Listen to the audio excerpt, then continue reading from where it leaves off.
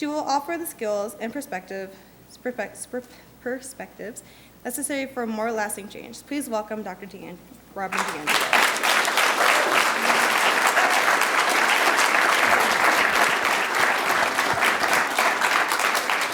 Thank you. Can you hear me pretty well? Okay, so let's just start by having you notice that I'm white, okay? Take a look. And part of being white is that goes against all my socialization, because I was taught that race wasn't what I have, that race is what they have, and that it really had no significance and shouldn't really be talked about and certainly shouldn't be drawn attention to. But I want to be really clear that I am white. I am speaking from the white perspective and frame of reference, that I move through the world as a white person. I have a white experience, and that is what I'm going to speak to. And one of the really key challenges of this work is that many of us don't understand the power of implicit bias. So whether you're aware of it or not, you are responding to me differently based on my race, right? So the fact that I'm in this body allows me to say things about race and be heard differently than if a person of color was saying the very same things. And just trust me that that's at play, and there's really good research that can measure that. So it invokes the master's tools dilemma. This is Audre Lorde, who was a Black activist and scholar and poet who's now passed. She has this wonderful quote: "The master's tools will never dismantle the master's house." So her point is, how do you challenge a system using the tools of the system? So as I stand here in front of you as the authority and the voice on this topic, for the period of time that I am necessarily reinforcing the authority and centrality of the white voice. And that's a dilemma I haven't figured out how to get out of yet, because to not speak up about it, to me, is really to be white. And that's not acceptable. So I'm going to use my position. I'm going to use the reality that my voice can be heard differently in order to break with white solidarity and challenge this system. So it's a both end. And I want to also acknowledge that the vast and very significant amount of what I understand today about what it means to be white I learned from people of color who've been saying what I'm going to say for decades, if not millennium, right? And so I want to acknowledge all of those incredibly brilliant and patient mentors who kind of got me to where I can be speaking about this the way that I am. And one last disclaimer. Race is a social construction. What that means is at the genetic level, at the scientific level, there's no true race as we've been taught to believe that there is. It is a social idea. And yet it is very real in its meaning for our lives, right? It is very real in what we assign to it, and that we can predict people's life outcomes based on their race, right? And by every measure, as I put together my slides, I'm always thinking, okay, but I got to show them all the statistics. And it's like, I really don't have time to prove that racism exists, so we're going to start from that premise. And you're just going to believe me that by every measure, there is vast racial inequity. So how has that continued on, even though I think individually every person in this room, and certainly every white person, would profess to care deeply in racial equity? So in order to figure that out, we've got to look at how do we pull that off, right? How do we pull off racism today? And we do it really differently, but if we can't see how it works, we can't challenge it. And we've got a lot of barriers that make it hard to see how it works. We've got defensiveness, we've got ideas that to talk about race is to reinforce it, all of that. Of course, I think it's funny. I think race is probably the only social problem that we think the best way to deal with it is to never speak of it. And the best way to show that we get it is to never speak of it. So I want to challenge that a little bit. So pre-civil rights, and these are classic images, right? Pre-civil rights, we have explicit segregation. We have legal segregation. And while it may not have been illegal in the North, it's still manifested in really similar ways. Okay? We have redlining. Redlining is when banks literally drew red lines on maps and kind of delineated different areas and then granted mortgages based on those, or didn't grant areas.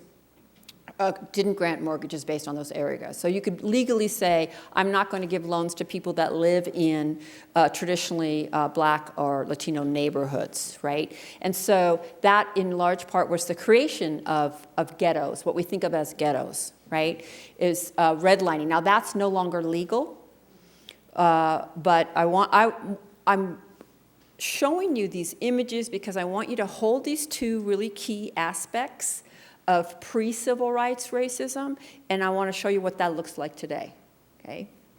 All right, and then we have this transition period. Anyone ever see All in the Family with Archie Bunker? Okay, the great joke of All in the Family is that Archie just doesn't get it, right? It's no longer okay to come out and say the things that he says. So this is the tension of the show, and the younger generation, his son-in-law and daughter, are constantly arguing with him. Oh, Archie, you can't say that anymore. Okay, so post-civil rights, it's no longer acceptable to come out and say whites are superior. But I'm going to be just really clear that pre-civil rights, that was very socially acceptable. My father felt very comfortable with it, right? So it's no longer acceptable to openly, I mean, that's debatable in some ways when you watch some of these politicians, but overall, okay? Okay, so what does it look like today? Well, I came from a position as a professor of education. So I was working with future teachers. I was working in an education program that it was a 98% white, and we were 10 miles from a city that was 57% Black and Latino. So really explicit segregation, and this is Springfield, Massachusetts, by the way. And I would rarely ever have students of color, and I would have these classes filled with white students who were going to go forth and be teachers in schools in Springfield, who were in their junior and senior years of college. Keep this in mind, certified as highly educated by our institutions of higher learning. And on the first day of class, I would just say, I'm your professor, take out a piece of paper. So I wouldn't talk, so I was trying not to influence them beyond the reality that, this body influences them. And I asked them to write an anonymous essay on race with 3 key questions. How racially diverse were your neighborhoods and schools growing up? What messages have you gotten across your life about race? And what are some of the ways in which your race has shaped your life? And I would collect those. And what I'm going to show you is representative of the hundreds of these essays that I have. My neighborhood growing up was not racially diverse at all. Every family in my neighborhood was also Caucasian. Throughout my time in school, I've continually been taught that skin does not matter. Is this a familiar narrative to you? Okay, so whether, maybe it's a little less sophisticated than some of us might come out and say, but I think it's familiar because this is the dominant narrative, right? And this is what, brings me to my question.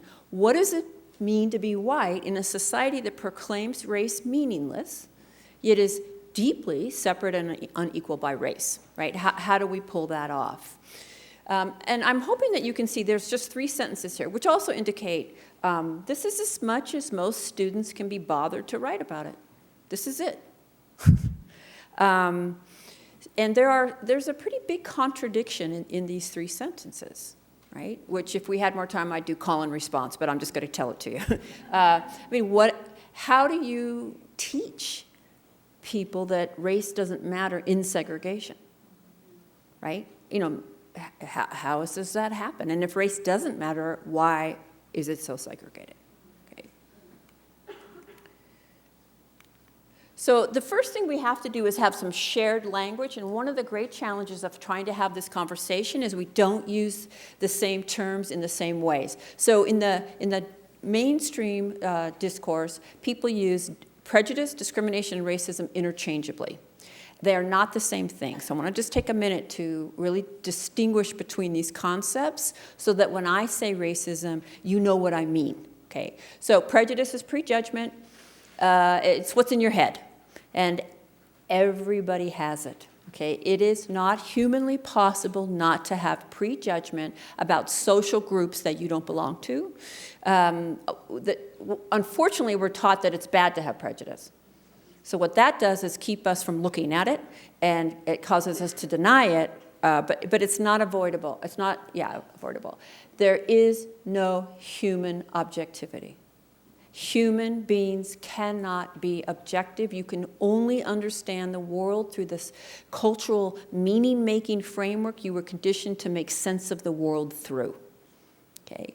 So everyone has prejudice, and then when we act on it, then we're discriminating. And by the way, I think somewhere there's this cool pointer, but I don't want to mess up. So notice all of the places we get it, right? And I'm always kind of taken aback by how many people will tell me whatever their racial views are based on whatever their parents taught them.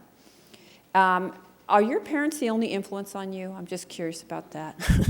All right, we deliver unless we're homeschooling, we deliver our children to a building, 40 hours a week, 12 years. They're watching media, they're listening to music. We are being socialized across our lifespan through multiple sources. And research also shows that the practice of our lives is much more powerful than the words that we say. Okay? So discrimination, when we act on it, it's not actually possible not to discriminate. So think about it like this. The way I see the world informs the way I respond to the world. And it can be very subtle, but it will come out. And it can come out in lack of interest,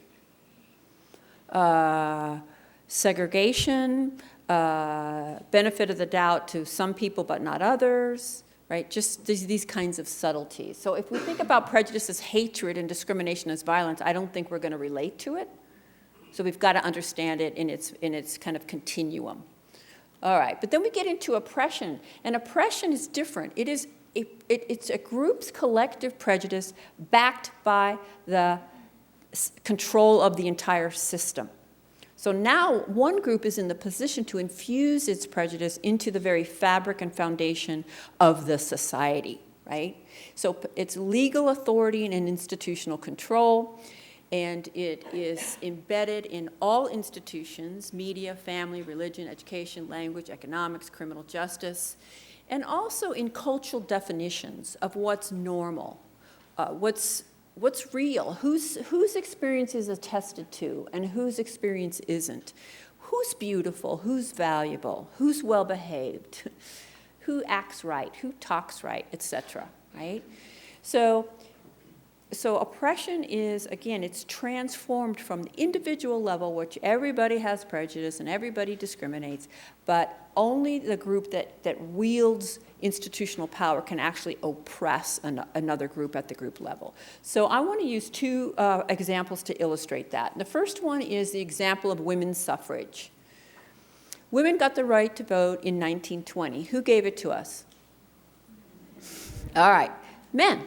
It says, outside of a violent and bloody revolution, which I am not advocating, there was no other way for women to get the right to vote except for men to grant it to us, right? Why? Because we literally were not seated in the seats of institutional power. We couldn't grant it to ourselves because we didn't control the institutions and the legal authority, right?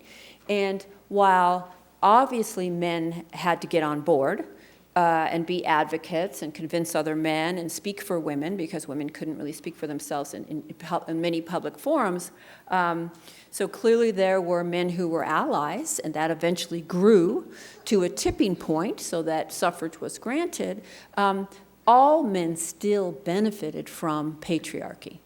And that's what we mean when we talk about the dominant group, regardless of intentions or practices, is still benefiting from a system that is set up to privilege them, essentially, right? And notice that it wasn't just the House, up to the House and the Senate, and then the presidency, to grant suffrage. Every institution conspired together, right? So you had it preached from the pulpit, literally. The male-dominated clergy literally got up and said, it's God's will that women not vote. Right? The psychiatrists, also male-dominated, wrote the studies that said women are inherently irrational. They can't vote. The male-dominated medical profession wrote the studies that said, well, if women use their brains, the blood will flow away from the uterus. You can fill in the blanks there. This is in the history books, right?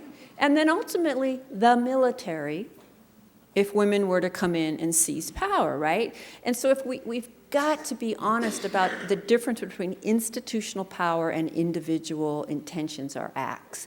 And when we talk about prejudice and discrimination and racism, as if everybody has that and everybody does that, we take power off the table. And I think it's a key reason why we haven't moved forward, but I'll show you some other ones. Now I want to use Jackie Robinson, because this comes out of Jackie Robinson, very, very memorialized as the first black man to break the color line, and it's literally put that way. He broke the color line, and I remember when it was the 50th anniversary, and everywhere were celebrations and stories, and I got this image of like a yellow ticker tape, and he's running, and then finally, he busts through it, right? He just, finally, one of them had what it takes, right? Now, that story, of course, makes Jackie Robinson exceptional and special, and at a subtext level basically says if they try hard enough, they can do it, right? He broke the color line, and it removes everything else from that equation. What if the story went like this? Jackie Robinson, first black man whites allowed to play baseball. That is the story. It doesn't matter how fantastic a player he was. If whites didn't let him play, he would not play. He could not play. If he walked onto that field, the military would remove him.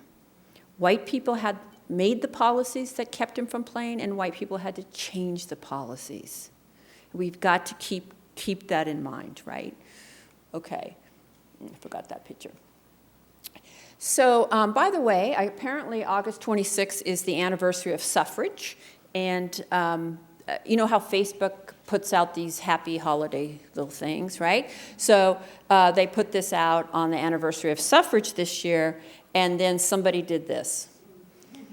Which women got the right to vote in 1920, right? And this is another way that oppression works, right? That the dominant group's experience gets to stand in for everybody's experience. Right? While we were oppressed as women, we were privileged as white women. And so when we talk about women's issues, we're usually talking about white women's issues, which are different, right? I think about that on the 4th of July, too. What do we celebrate on the 4th of July? Freedom, right? 1776? Ouch, right? I know, I mean, seriously, it's such a slap in the face, right? That relentlessness. Whose freedom? From what? What was happening in 1776 in our country? Right, so also keep holding these kind of threads of how institutional power works. So racism is a form of oppression, and it is a system. I'm emphasizing this because most people today are taught that racism is, whether or not you tell racist jokes or whether or not you like or dislike people of color. And we have to understand that it is an all-encompassing system that operates on every level. I tried to illustrate the different levels that through my two examples. And it ensures an unequal distribution of everything between white people overall and people of color overall, with whites as the beneficiary of that distribution. Okay.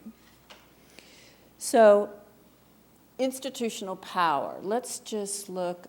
Let's look at the statistics for today in terms of who controls the system. So we have the presidency and the vice presidency until 2009, 100% white. Vice presidency always, and I'm pretty sure we're going to go back to that for a real long time.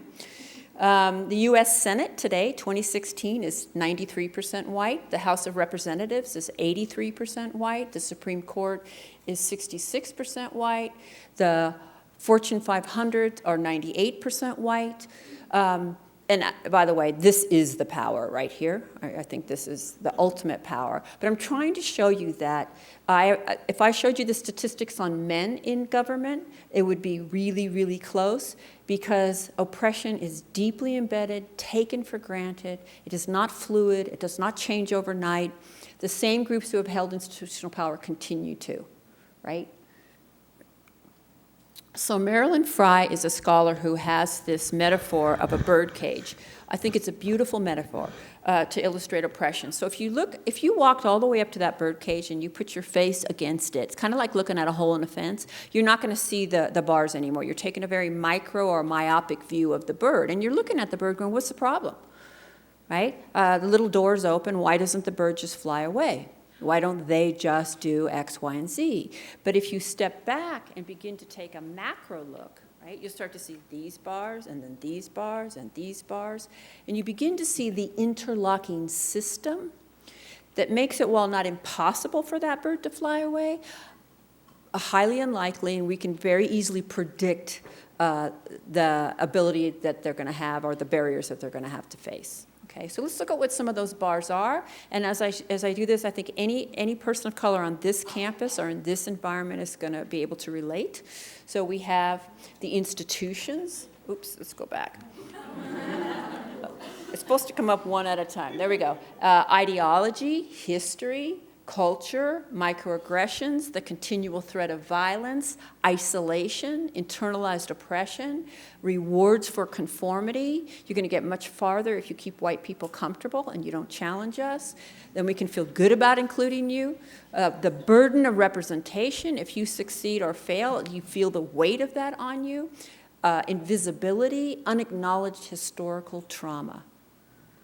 Just getting a sense of the interlocking, and each of these is huge, right? And we could do a whole seminar on each of these bars that make up oppression. Okay?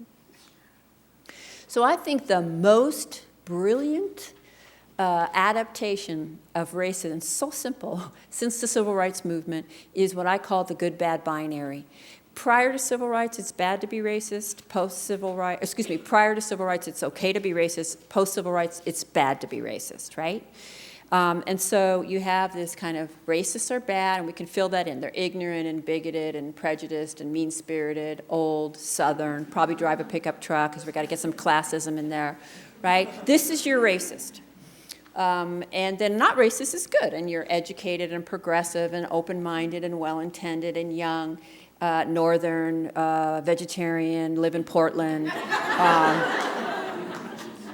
ride a bike and have tattoos. Okay, I'm from Seattle and I am a vegetarian, so I can make fun of it. Right, so this idea that to be a good person and to be racist are mutually exclusive. And that as long as you're basically open and open-minded and against racism, you're done. You're good to go. And this is the root of, I think, all defensiveness and conflict you have trying to talk about race with white people, honestly. Think about it. Think about that family dinner. And by the way, if race has no meaning, bring it up at your next family dinner and see how that goes for you. So Uncle Bob says that outrageous thing at the family dinner, and everybody cringes, but nobody says anything, right? Because you don't want to ruin the dinner.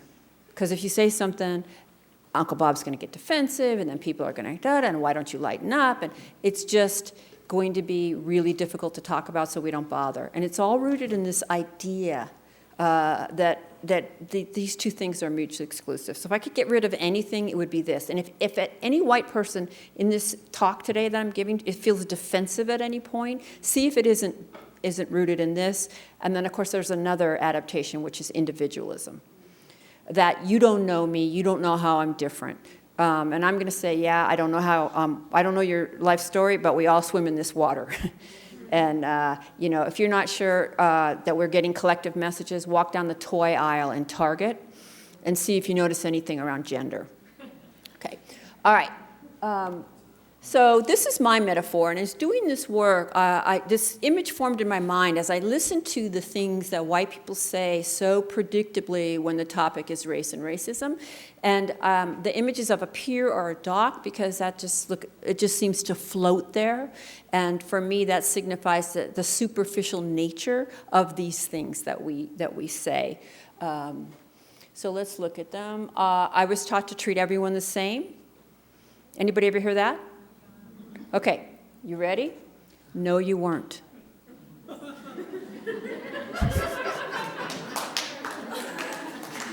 I'm going to say it again. No, you weren't. You may have been told. You cannot teach human beings to treat everyone the same. We do not teach human beings that. We are always responding to each other's race, class, gender, whether we're aware of it or not, right? So someone who tells me that just is telling, they're not convincing me, by the way. They're just telling me they don't understand basic socialization. I see people as individuals. I don't care if you're pink, purple, yellow, or polka dotted. Anybody ever heard that one? Okay, if that's in your vocabulary, please remove it and never say it again, okay? People don't come in purples and pinks, and it's so demeaning. Let's get real. Race is real in the sense of its consequences. Racism is real. We need to talk about it. And I'm trying to think, when it comes to gender, I think sometimes we can get this.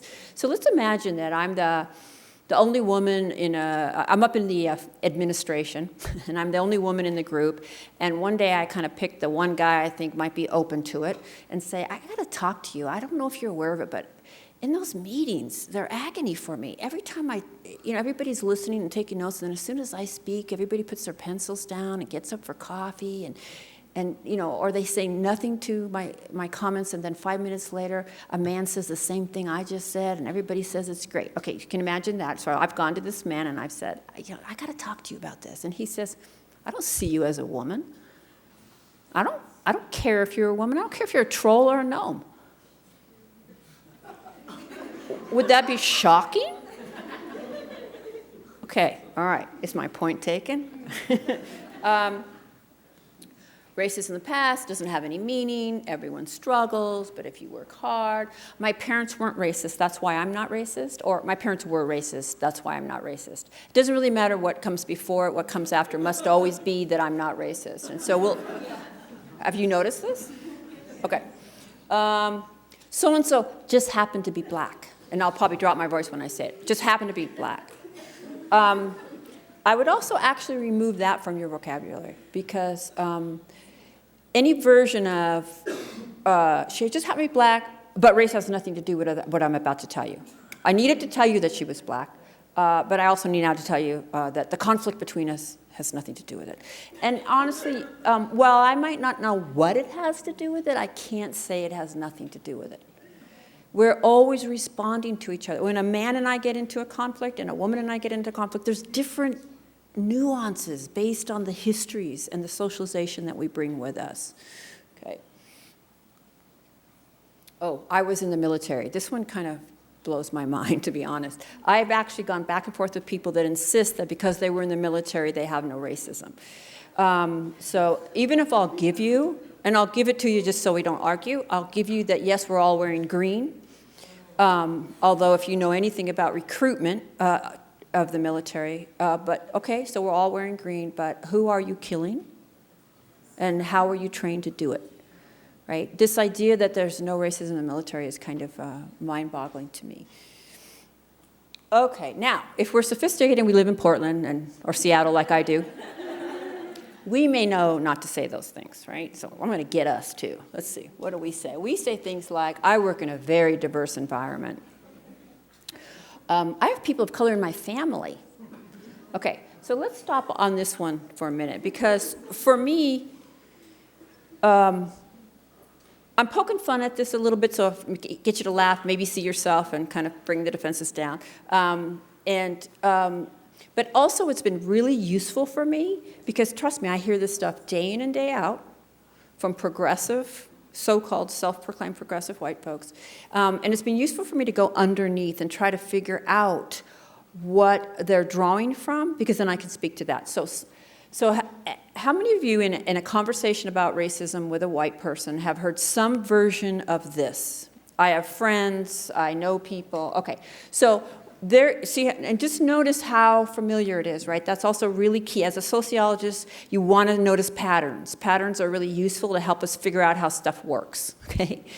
Rather than the exceptions, let's look at the rule. All right, so this person is giving you evidence, right? That's their evidence. What's it their evidence of in their mind? What are they giving you their evidence of? That they're not racist, right?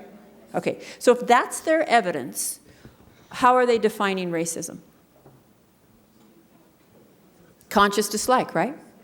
Look, I clearly like people of color, therefore I can't be racist. So that is a person who doesn't understand institutional racism or socialization or implicit bias.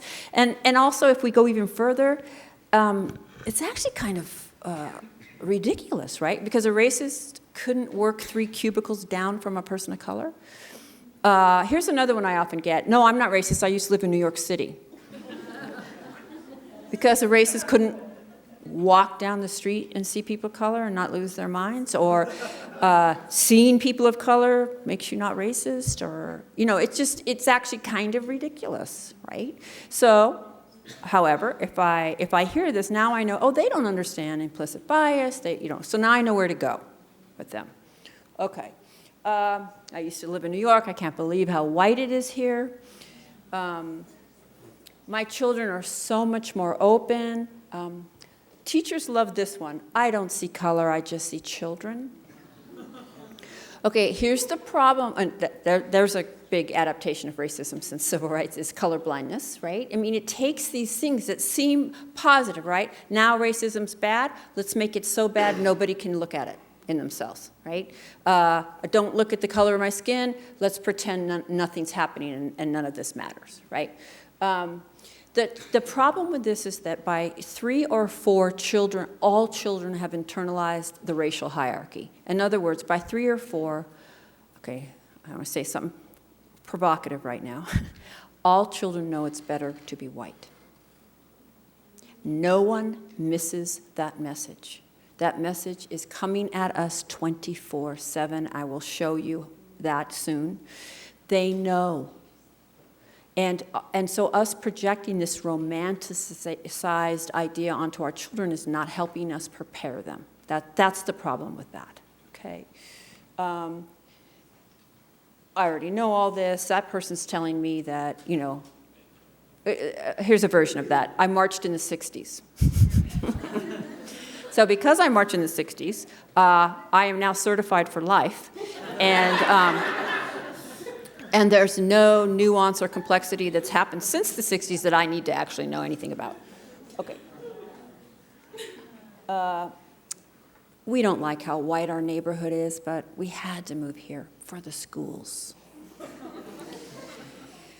This one's probably the hardest for me because I think it's really disingenuous. I think we do like how white our neighborhoods and our schools are, and I think we choose them precisely for that, right? And this is deep, and again, I have very limited time, so here's my question to us as a society. Why is it okay for somebody's children to have an inferior education, but not mine? And do we even know what that school is, the so-called bad schools are like? What are we using to assess that? Have we ever gone there, right? Okay, so if we go under the surface and we start to look at what allows us to pull off those narratives in the face of such separation and inequality. So what I want to do in this next part is map out those posts, those structures of support. So I'm going to have you just reflect on these questions for a moment. How racially diverse was your neighborhood or neighborhoods if you moved frequently growing up? And what messages did you get about race from your neighborhood? And I have done this exercise, again, when I'm in a workshop, we can actually discuss this, but with thousands and thousands of people, and there's a pattern in the answer to this question, right? You all know what the pattern is, right? If you are white, you probably grew up in segregation, okay? If you are white and you did not grow up in segregation, you were probably urban and poor or working class. And you probably no longer live in that environment because upward mobility would take you away. And you probably didn't maintain those relationships. So watch how we might, sometimes those of us who grew up poor and urban use that as credentialing ourselves, but we have to really look at who's in our life today, right? So the vast majority of white folks grow up in segregation and yet can't answer that second question, right? What messages do we get about race? So Let me just offer some for you to take with you.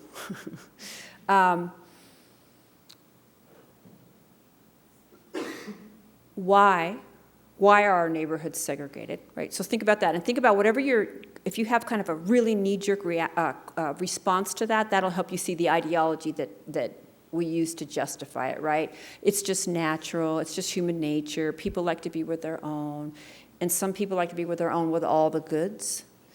I would also say whenever you hear the human nature argument, ask yourself who's most likely to say it's just human nature for someone to dominate someone else? The people doing the dominating or the people being dominated? So that's my red flag. Well, it may be human nature to dominate, but it's also human nature to resist and to fight for justice, right? So that is a narrative that serves those on top. Okay, so why is my neighborhood segregated? Where are they, right? In my mind, they're somewhere, right? By about 4 or 5, we know that people of color exist. So why aren't they here? Where are they? What do I associate? What have I been taught to associate with the spaces where they are? If I live in a good neighborhood, what does that mean? Where's the bad neighborhood? Who lives there? Have I been encouraged to know and explore the spaces where people of color are? Or in many, many ways, both explicit and implicit, have I been encouraged not to? Right? So think deeply about neighborhoods. I actually had a student put it like this. I was really lucky. I grew up in an all-white neighborhood, so I never learned anything about racism. And I mean, I think we can laugh a little bit again at her naivete, but I mean, I think that's familiar. I think a lot of white people in this room kind of relate to this idea that we don't know anything about this. Like somehow it's just a fluke, and rather than understanding that an all-white neighborhood is the result of decades of policies and practices. It is maintained, it is active, it is an actively racialized space in which we are being reinforced 24/7. In the preference for segregation, the lack of alternative perspectives, et cetera, right? The other thing that's happening in that student's statement is this idea that there's no race in an all-white space, right? And I recognize this. That's what I was taught. Race is what they have. But probably the most pernicious perversion of racism in that statement, right? So she's lucky because she never learned about that terrible thing, racism, because they weren't here. So who has racism and who brings it to whom? In that construct, who taints whose space? That's actually really deep, but that is how a lot of us are taught to think about this. Okay. Second question is, when's the first time you had a teacher of the same race or races if you're multiracial as you? And how often did that happen? And when's the first time you had a teacher of a different race than you? And how often did that happen?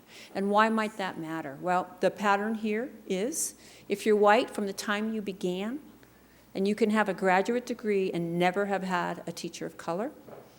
So from the time we begin, we are relentlessly reflected in the people in front of the room. Maybe our 3rd grade Spanish teacher, maybe the coach, right? But overall, relentlessly reflected. And if you're a person of color, unless you grew up in DC, some parts of Atlanta, overall, rarely, if ever, did you see yourself reflected.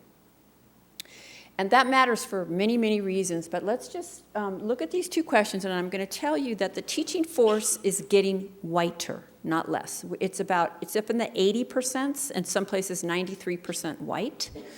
As schools are getting more segregated, we're almost back to pre-Brown versus Board of Education levels of school segregation.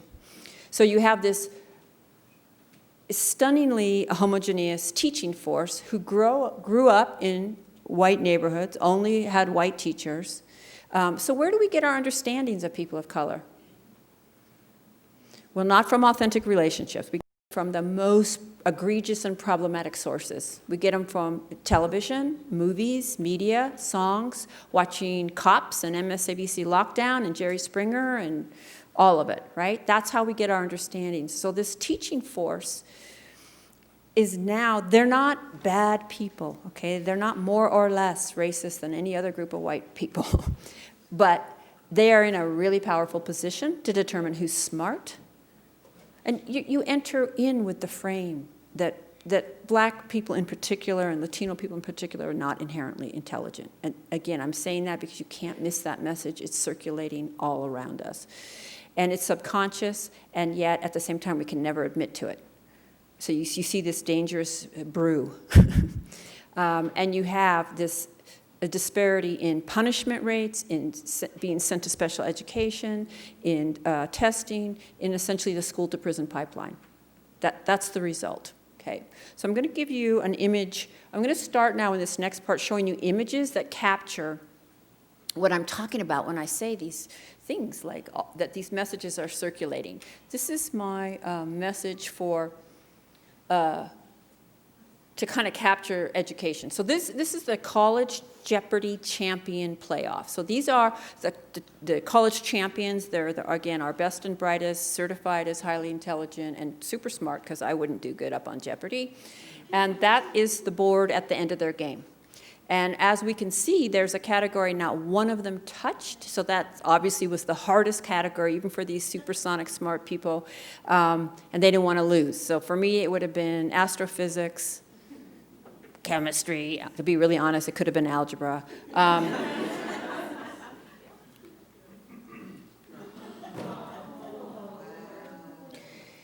I think that sums it up. I don't know of a more powerful demonstration of, and I'm going to say it, okay, everybody hang on there, white supremacy.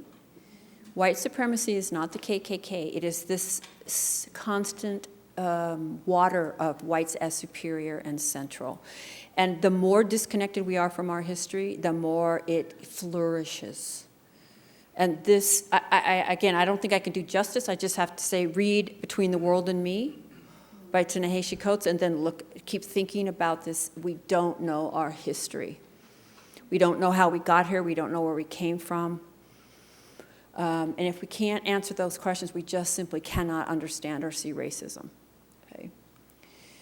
So let's move on. And I'm going to use the example of my life. I see I have my twice there. How has my life been shaped by my race? And what I'm about to say, I think every white person in this room can relate to, and no person of color can also say. So I was born into a society in which I belong.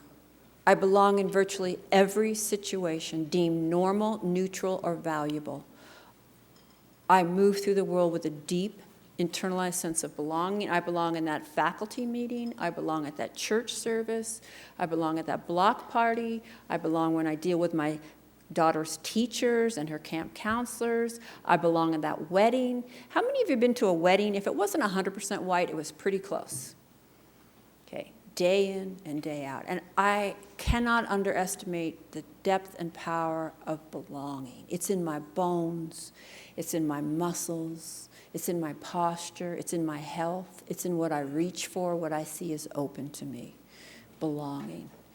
And I want you to start seeing that, and that in turn shapes how I can understand this system or not understand it. I was raised Catholic. Anybody else? Are you allowed to admit that here in Salt Lake City? A lot of iconography. I don't know that there's a more powerful image than God. This is what I saw when I looked up. This is God creating man. Here's Jesus. Now, Jesus, physical, historical Jesus was a man of color. Moses, Mary. Now, as a little girl, I didn't look up and go, God is white. I mean, that, again, is just the relentless power of it, the relentless reflection. Right? Whites are the norm for humanity, and I was thinking, how am I going to capture that? Well, you've all seen these, right? All right, here's a close-up. Even with their skin off, they're white.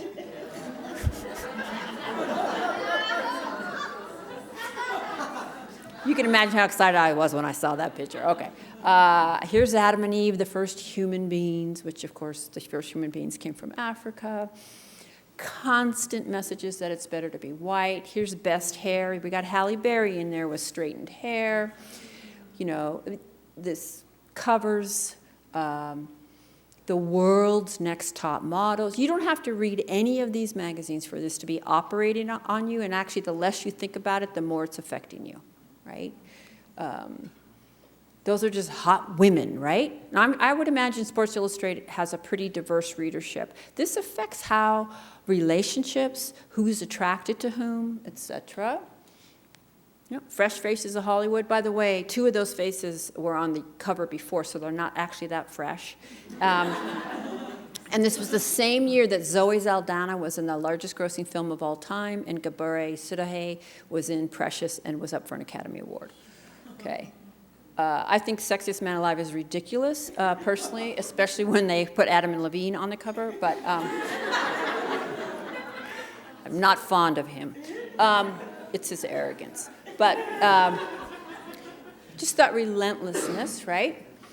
So you know when you read, like, say, you're on CNN or something, and there's all those little things down below, click here, 10 new diet things, da, da, da, da. And there was one that said, the most beautiful women from around the world. So I had to go there. And representing South Africa, which is 92% black and 8% white. There was not one Asian woman in that spread. Asian women or Asian people are the largest population in the world. Okay. This little girl's been dubbed world's most beautiful girl. Now, again, I have a problem with this, just as a woman, but look at her. This is what I mean when I say no one misses the message, okay? This is on a webpage right now. What would a scientifically perfect face look like? What I'm going to show you next, I'm going to apologize for, but it did run in 2011 Psychology Today. And notice this kind of pseudo-scientific grid over her face. Keep remembering, you see this outcome of this in pornography. You see it in dating sites. You see it in who's attracted to who, right? I was racially affirmed throughout my childhood, and I'm going to use images from today, so we can't deny that this was the olden times.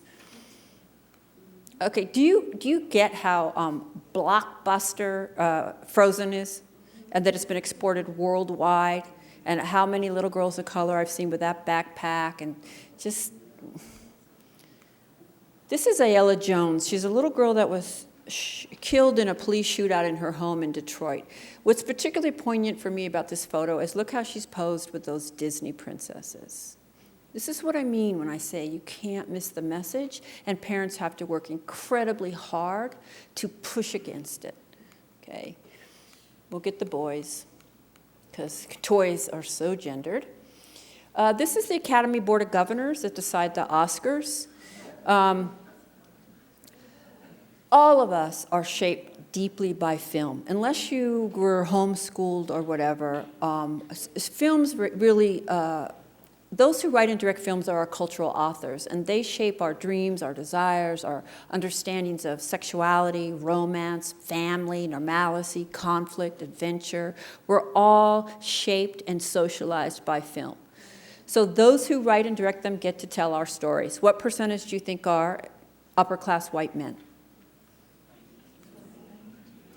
That doesn't mean upper-class white men are bad. What that means is it's a profoundly homogeneous group. They're the least likely to have authentic relationships with people of color, given their position, but they get to represent people of color. And so then you get films like this. Now, if you are white and you love a film about race, have it be a red flag. Seriously. Because it probably reinforced a very cherished narrative that makes you feel good about yourself racially. So this was an Academy Award-winning film, right? Hugely popular. I think this picture right here pretty much sums it up. This little boy's trying to teach him how to play football, and he just can't understand it. There are some teachers discussing him in one of the scenes, and they say, you know, he's on the 1 percentile in ability to learn. I'm like, oh, is he developmentally disabled? I mean, 1 percentile in ability to learn? But they say, but he's off the charts in something else. Protective instinct. No, really, I am a professor of education, and I have spent hours trying to figure out what in the hell is protective instinct? What kind of measurement? What test was that on? He can't learn, so intellectually he's basically... but something instinctual, he's off the charts. And since he can't understand football, his white newly adopted white mother basically says, imagine someone's trying to hurt your new white family, and then he just goes crazy on the field. And of course, there's a scene when he goes back to his drug-infested neighborhood, right? These images over and over. Contrast that.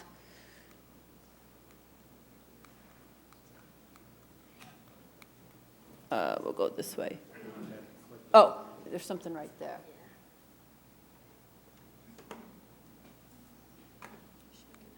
With that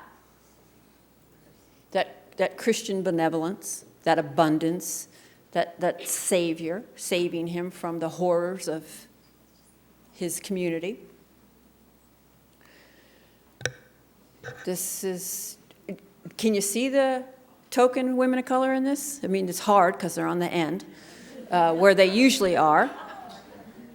But I mean, this is just relentless. You know, I cut my slides down, but I could go on for hours with these images. I'm trying to get you to see the water.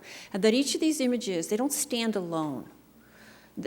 They are recognizable to us precisely because all that comes before and after. Let's do Lord of the Ring. I'm going to do a real short version of it. Lord of the Rings, how many of you seen it? All right. 12 Academy Awards, right? Widely popular. There are many creatures in that film. There are elves, hobbits, the men, that's what they're called.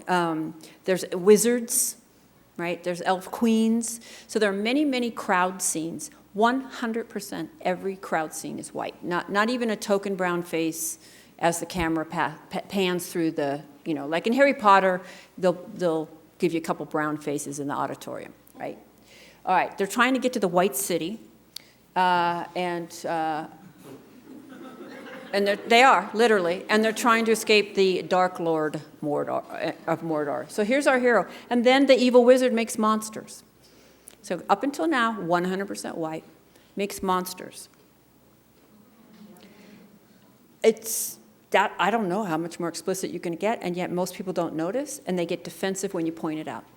This is how this works, right? Oh, so I'm racist because I didn't see that? No, but it's actually, you should be excited that you didn't notice because now you know you didn't notice, and now you know where you need to kind of pay attention and learn some critical media literacy. Okay. These are all shows that we grew up with, right? And they are all shows about ideal friendship. So we've got Seinfeld in the 80s, Sex and the City in the 90s, Friends in the 2000s, that's Gossip Girl, and then currently we have Girls, right? All these shows that many of us grew up with, all about ideal friendship, all of them take place in New York City. Arguably the most racially diverse city in the US. Even in the midst of diversity, there's no loss here. Right? The relentless message of ideal friendship, segregation. So these two very proud people just made an app that's been very popular, and it's called the Sketch Factor. So when you go to a new city, you use this app, and it'll tell you where the sketchy neighborhoods are.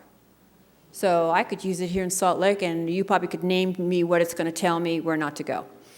I know perfectly well what sketchy means, and that's a racialized narrative when we're talking about urban environments, right? Also class. So I want to end by saying I think the most profound way that my life has been shaped by my race and what it means to be white post-civil rights is that I could be born into, I could learn, I could play, I could worship, I could study, I could love, I could work, and I could die in racial segregation, and not one person who's ever guided or mentored me has ever conveyed that I had lost anything. I'm going to say it again a couple ways. No one has ever suggested loss. In fact, white people measure the value of our environments by the absence of people of color. We know that. We know good schools, good neighborhoods. This is our modern redlining, right? This is our modern Jim Crow, right? If I just follow the trajectory that my loving parents laid out for me, right? I'm born, I go to school in my good neighborhood, I get my good college degree, I get my good job. I could easily never have any sustained cross-racial friendships, or very, very few, and no one has ever suggested that I would have lost anything. How could we even call a neighborhood good if it's segregated? Every utterance of that is a slap in the face to people of color. Why is that not a problem? Because of the loss. And so you get to this point in life, and the fundamental message is there's no inherent value in the perspectives or experiences of people of color. That's the message in all of this. There's no inherent value. And at this point in my life, I'm not even going to notice they're missing. I'm going to have a really hard time taking it in when you offer it to me. And if I don't understand it, I'm going to have the arrogance to reject it. Because we got this covered, right? This is new racism, right? And I'm pushing because I want us to go deep. I want us to go so far beyond whether you have a so-called open mind or whether you tell jokes or not. And just, can you see how this would shape how I move through the world, how I'm going to respond when someone tries to talk to me about racism? White people are the ones positioned as racially objective. Does that kind of blow your mind a little bit? They're biased, we're objective, we're the ones that get to decide whether what you have to say is true or real or valid. With this kind of socialization behind us, can you see how we may be a little scary and difficult? All right. So if we look at what's under the surface propping this up, we have the good-bad binary. We have individualism, this idea that we can be exempt from the power of this socialization. We have universalism, this idea that, we're all God's children and we all bleed under the skin, which of course is true, but in conversations about racism, all that does is take race off the table. And we don't live in the world where everybody's, the same. Internalized superiority, there's no way to not have internalized messages of superiority if you're white. There's just no way. So instead of fighting that, let's try to identify it so we can challenge it. Fighting that is only going to protect it. It's in there. Trust me. And segregation. These are the pillars of new racism. So I'll end with how we can begin. And I hope you're noticing, I'm a pretty empowered person. I hope that's coming across to you. I am not racked with guilt. This is the most transformative journey I've ever been on. It's fantastic. I can go to bed at night because I'm in my integrity, right? Because I tried the best I can to match what I believe with what I do, okay? So just saying, hey, I know I have privilege, and then carrying on the way you always do it's not enough, right? And when you truly integrate that ongoing, lifelong practice and reflection and education, it'll come out into everything you do, right? So tolerate the discomfort. There's no way to get there and remain comfortable if you're white. The status quo is comfortable for us. Racial inequity is comfortable for us. So we have to get really uncomfortable.